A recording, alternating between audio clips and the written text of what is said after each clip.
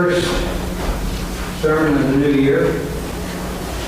Always pretty cool to start new things.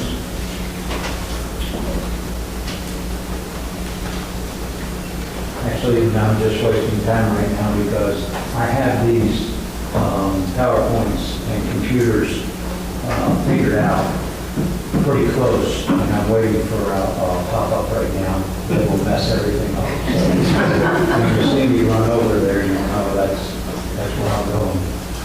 I want you to take a picture of this, or in your, just look at it in your mind, but look at it close because it's the only place I put this picture. But we're going to talk all day today, in this sermon at least, about that picture. The scorpion tail, the human face, the thing around the neck, the breastplate, the big wings. Just kind of keep that. Actually, it's easy to keep in your mind because it's on the front of your bulletins. So forget what I just said. We'll start with a quick review of where we've been because we took the whole month of December off for Christmas and for Advent. So if you'll recall in our series, Jesus as a lamb opened the 7 seals. And then the next judgments to come along were the trumpet judgments. And we got through the first 4 judgments in chapter 8. And those 4 judgments were the burning of 1/3 of the earth, the turning of 1/3 of the seas to blood, the polluting 1/3 of all drinkable water, and the diminishing light of 1/3 of the heavenly bodies, the stars, sun, the moons, so that there is no, or 1/3 less light. And then the chapter ended with what a part of what you just read in your call to service this morning, or call to worship. It said, and this is just a different interpretation or a different translation, 8:13 says, "And I looked and I heard an angel flying through the midst of heaven saying, with a loud voice, Woe, woe, woe to the inhabitants of the earth, because of the remaining blast of the trumpet of the 3 angels who are about to sound." There are 7 trumpets, remember, and we just covered the first 4 the last time we were together, and now we're going to cover the last, or we're going to get into the last 3. So that brings us right up to chapter 9. And the first verse in chapter 9 this morning says this, "Then the 5th angel sounded, and I saw a star fallen from heaven to the earth. To him was given the key to the bottomless pit." Pay attention to those words right there that say, "To him was given." What you need to understand is this was not a literal star that John saw falling from the sky. This was Satan being cast out of heaven. It's not the only time Satan is cast out of heaven in Revelations, and it will happen again. But this particular time that John's talking about this is what's happening. We read it again in Isaiah. Isaiah described it many, many years ago when he said, "How you have fallen from heaven, O shining star, son of the morning. You have been thrown down to the earth, you who destroy the nations of the world." Note here that he was given the keys to the bottomless pit. Now, if you don't hear anything else that I say today, I want you to hear this part. I want you to understand this part. Because it's something that preachers hardly ever talk about anymore. I don't know why exactly. There's no particularly good reason except to say that we just don't do it. But since the beginning of time, many of you may not even know this, but since the beginning of time, Jesus has been taking demons, the worst demons, off of the earth and throwing them into the bottomless pit and locking it. Since the beginning of time. And as a matter of fact, in the Greek, just so you know, the bottomless pit is called the abyss. So you'll see that translation oftentimes. But he's been taking the worst demons that have walked the face of the earth and have ruined men's lives, and he's been taking them and throwing them into the bottomless pit. You need to always have it in your mind that has happened. And to show you, of course, in Catholic faith, their priests believe in exorcism and all that sort of thing. And there's good reason for believing in all that sort of thing, because these demons do exist. These demons are biblical. And even though the Protestant Christians don't necessarily believe in exorcism, they do certainly believe in demons.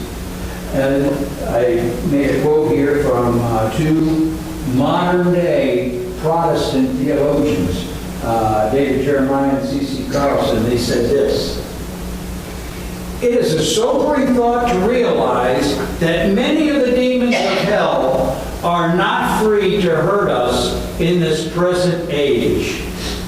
Satan is managing to do a good job of destruction today without his entire war force to back him up."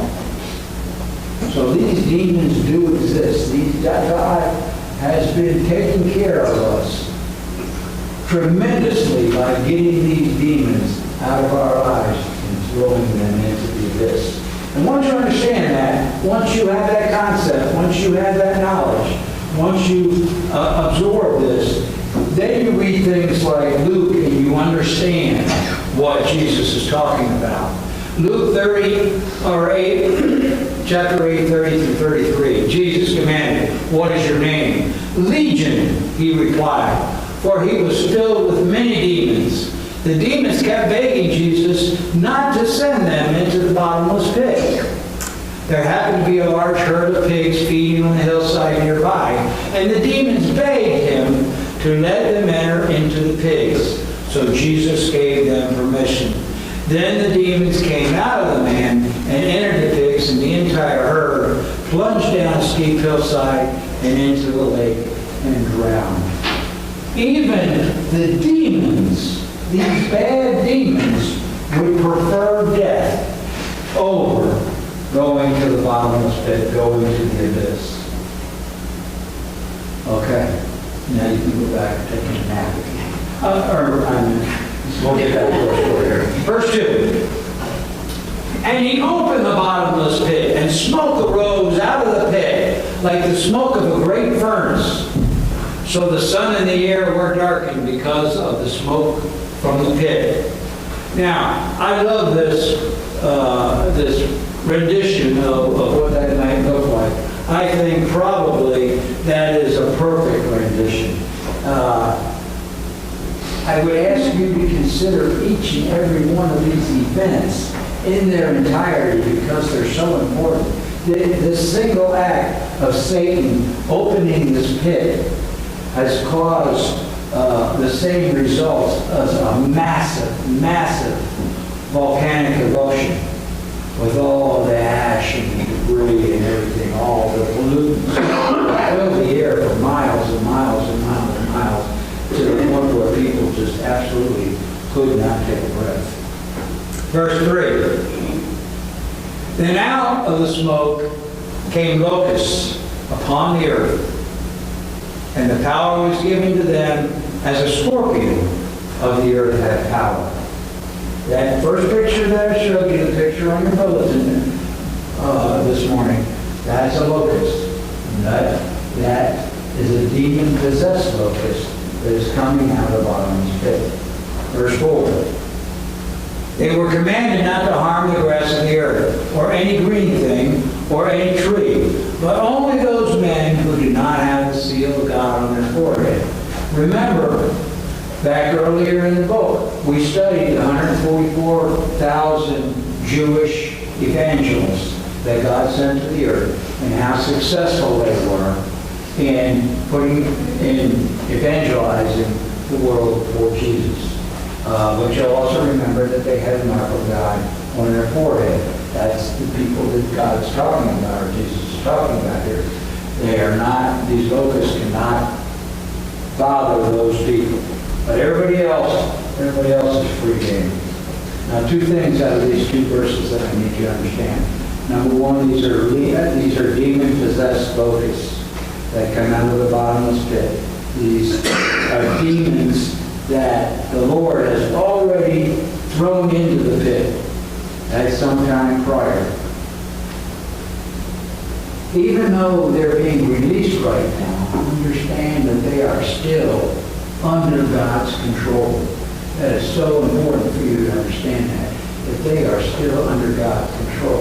The second thing to understand is the command not to harm any green things or trees. And you know, and this green grass and trees and that sort of thing, that would be a locust's normal diet. But to understand this command, why God would say this, you have to understand all these judgments that have gone on beforehand. 1/3 of the oceans are blood, and 1/3 of the grass and the trees have burned away, and 1/3 of the light is gone. The earth is in an ecological mess right now, a total mess. If these locusts were given permission to eat grass and eat the trees and all the rest of the green, then the earth would stop producing oxygen. Understand, God's got this all figured out. God understands everything, every single detail of this book He has worked out. That's why God gave the locusts the command. You cannot eat the green of the earth. You cannot eat the trees of the earth. Because He doesn't want to end the earth yet. He doesn't want the oxygen to stop flowing. Their job is entirely different. Their job is to sting mankind and allow them to suffer for 5 months. Okay, verse 5. And they were given authority, they were not given authority to kill them being mankind. They were not given authority to kill them, but to torment them for 5 months. Their torment was like the torment of a scorpion when it strikes a man. Something else I need you to understand, that, and you probably already do, that suffering is kind of a two-edged sword. It can cause a person to turn away from God with the old mentality of, hey, it's just not fair, or why me, or anything like that. But on the other hand, the other side of the sword is that it can cause a person to reach out to God, to reach out to Jesus in hopes of help. Accept Jesus as their personal Savior in hopes of help. God is not allowing suffering just for the sake of suffering. He's once again giving people yet another chance to reach out to their beloved Jesus for their salvation.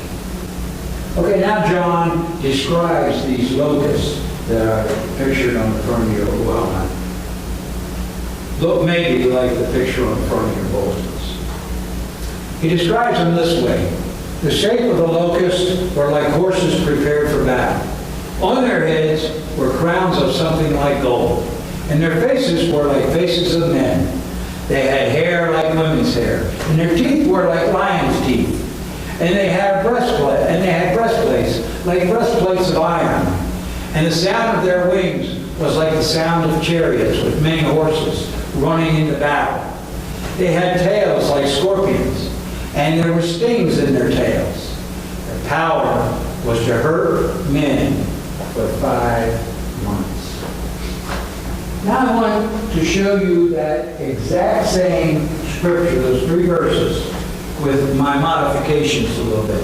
As I was reading that, did you realize that John said like 8 times in that scripture?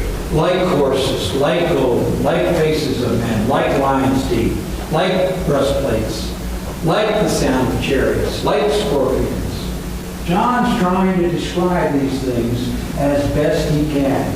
We don't know if these are creatures, demon creatures that look like what's on the front of your bulletin, or we don't know if he's trying to describe something that he sees in the future, a modern warfare machine. Maybe this suffering is from projectiles, people being shot, and they'll suffer through 5 months. They won't be killed, none of them will be killed. Or maybe it is exactly as John describes it. We just simply don't know. But understand, John is doing his very best to describe exactly what he sees. My guess is they're going to be exactly like what you see in the bulletin there, and they're going to wreak havoc on the earth. Verse 11. And they had as king over them the angel of the bottomless pit, whose name in Hebrew was Abaddon, but in Greek was the name Apollon. The Hebrew translation up here in English means destruction. The Greek translation in English up here means destroyer. Since John gives us both interpretations, many theologians simply believe that he's telling mankind that he's allowing these demon-possessed locusts to attack both Jews and Gentiles. Anybody on earth, as long as they don't have the mark of God on their foreheads. This entire first 11 verses has dealt exclusively with these locusts. So I think this would be a really good stopping point. I decided to split this chapter in half because it's entirely too long. But everything that you've heard today has been about this one trumpet, about these locusts. So I want to finish today by just repeating something that you've heard me say over and over again, but maybe in different ways. We all know, everybody sitting in this room knows there are valleys in this life for many different purposes. But the book of Revelation, they go beyond these many purposes to having only one purpose. One single purpose at this time during the tribulation period. And that simple purpose is wake up, people. Wake up and accept Jesus as your Lord and Savior and spend eternity with Him in heaven. Amen. Amen. All right. Let's turn your handles now to your offering of communion hymn number 193. Holy, holy, holy, Lord God.